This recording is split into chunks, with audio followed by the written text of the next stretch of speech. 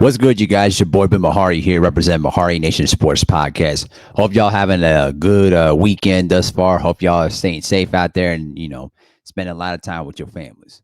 I wanted to get this video off because this is still one of the big stories that is out there for the last couple of days.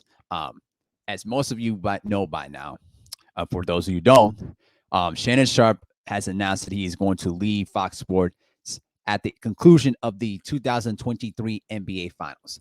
According to reports, Shannon Sharpe and Fox Sports agreed to a buyout of its contract, and he's going to finish out, his remaining, assignments with Undisputed, and then basically he's going to leave the network and become either sign with a different network or become his own independent media, which I hope he does. But my personal thoughts is that it was only a matter of time. You kind of knew that this was going to happen as soon as the whole, on-camera fight incident that happened between him and Skip Bayless on the whole Tom Brady situation. And you have to also remember, too, the tweet that Skip Bayless put out on DeMar Hamlin, the insensitivity behind it, too. You knew that this was only a matter of time that this relationship was not going to last for very long.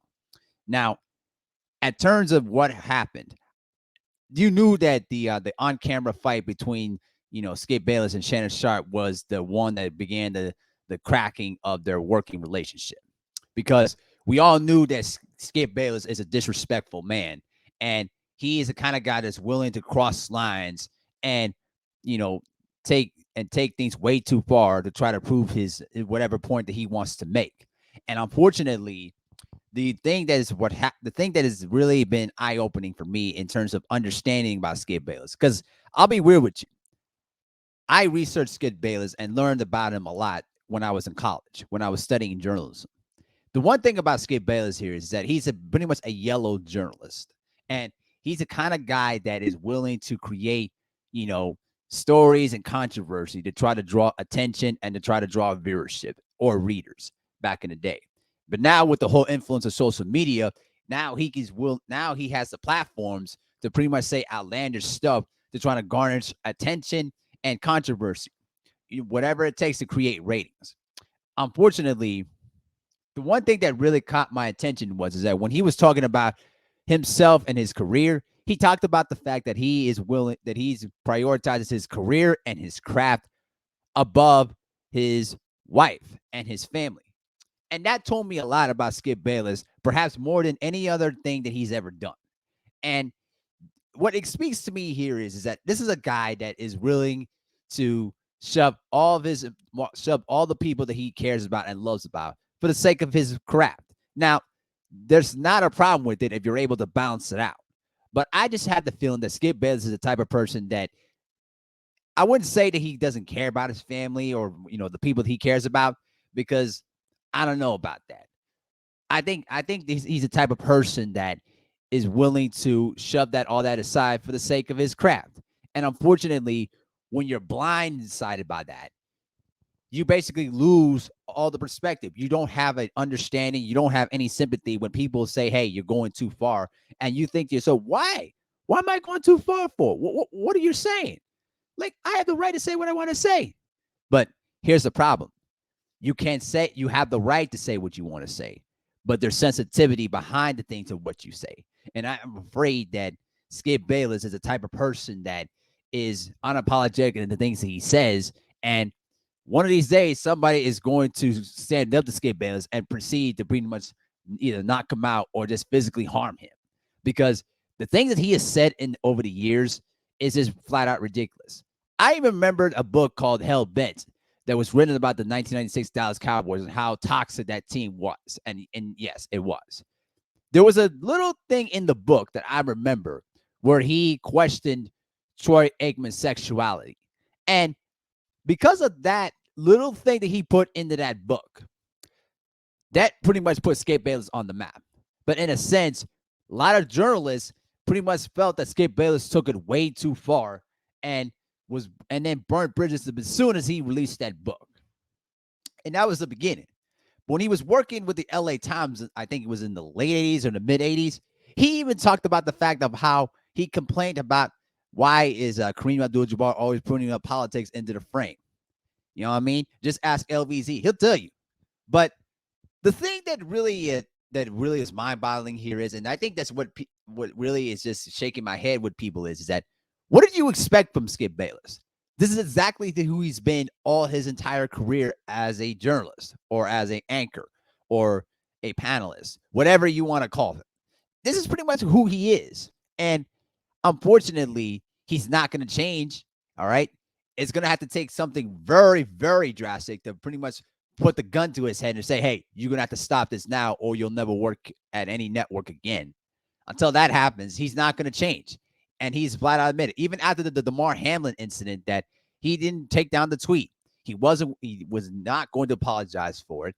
And it just was flat out, it just created much more of a toxic working environment. And I can understand why Shannon Sharpe would just put his hands up and said, I can't deal with this anymore. Now he also said that he also credited Skip Bayless for giving him an opportunity to do a lot of this debate work and all that other stuff. Because remember, Shannon Sharpe used to work at CBS Sports as a panelist for the NFL Today until the CBS Sports let him go.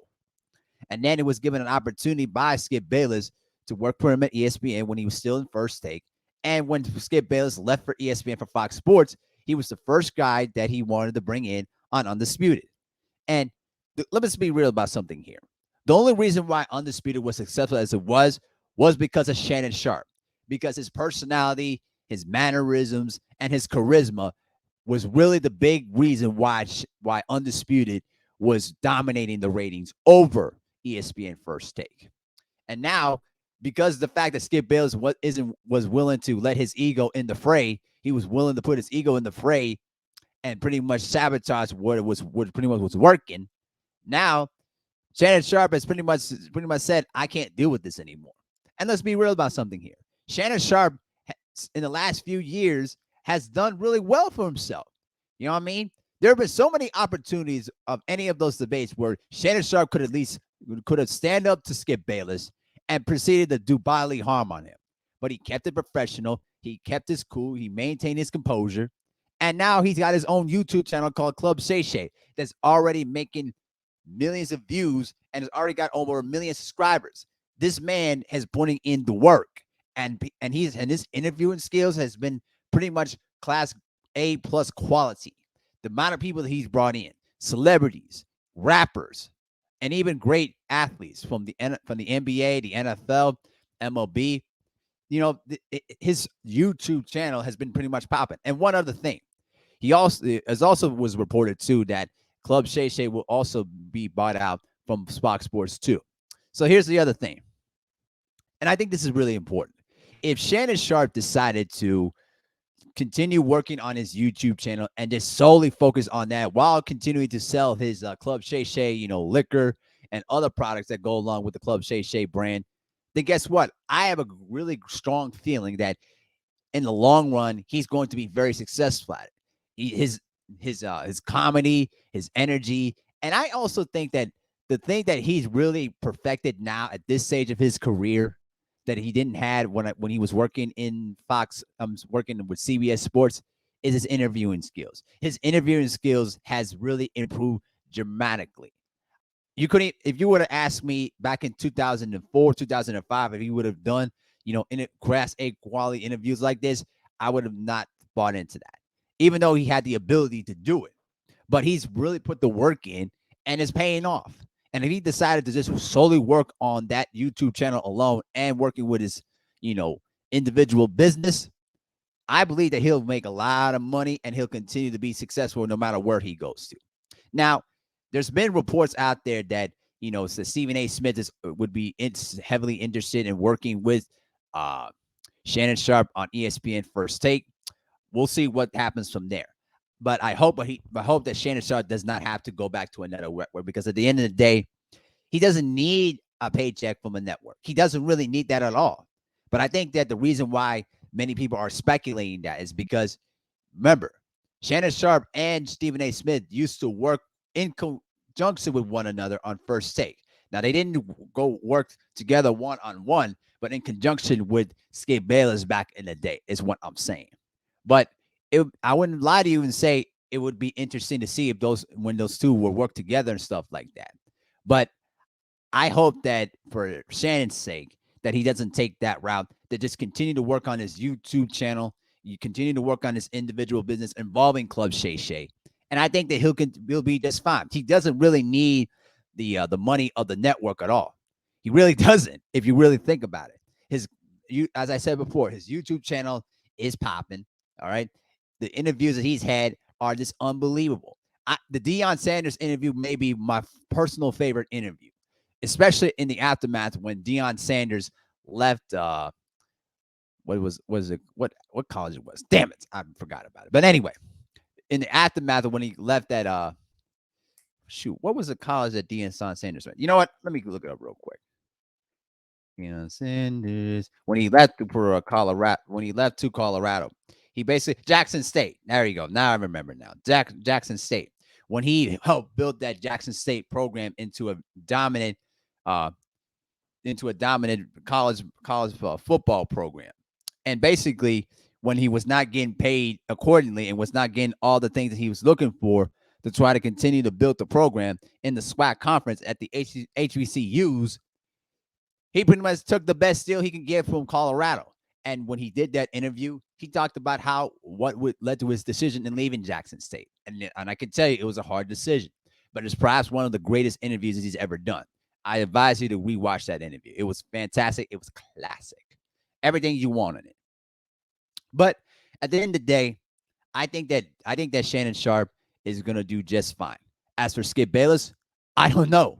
I honestly do not know who would want to deal with that nonsense. Who wants to deal with the toxicity that Skip Bayless brings into his shows a lot of the time? I honestly don't know who would want to deal with it. I don't if I'd be surprised if they bring in Michael Irvin after the aftermath of the whole fake sexual assault allegation. I don't think Fox Sports is going to willing to take their chances with that. But I honestly don't know who would be a proper replacement for Shannon Sharpe. Maybe it could be a Nick Wright. I don't know. But I honestly think that at this point, I think the damage has been done on that show. You are going to see a lot of people just slowly and methodically leave that show and just left it behind. But for me, I don't even care about these shows at all because I don't need to waste my time listening to them and just listening to their false narratives that they throw out there. But at the end of the day, Skip Bayless is to blame in all of this. Skip Bayless ruined a good thing. And unfortunately, he's just too ignorant and too blind to see what he did. And unfortunately, he will never accept responsibility for his actions, for the decisions that he's made, and for all the bridges that he has burned over the years. So that's just an unfortunate thing. But you know what? It is what it is. But let me know what you think in the comment section below. What do you think? Who do you think is going to replace Shannon Sharpe at Undisputed? And what do you think Shannon goes from here after he finishes up, with his coverage of the NBA Finals through Undisputed? Let me know what you think in the comment section below. With that, I'm out. Peace.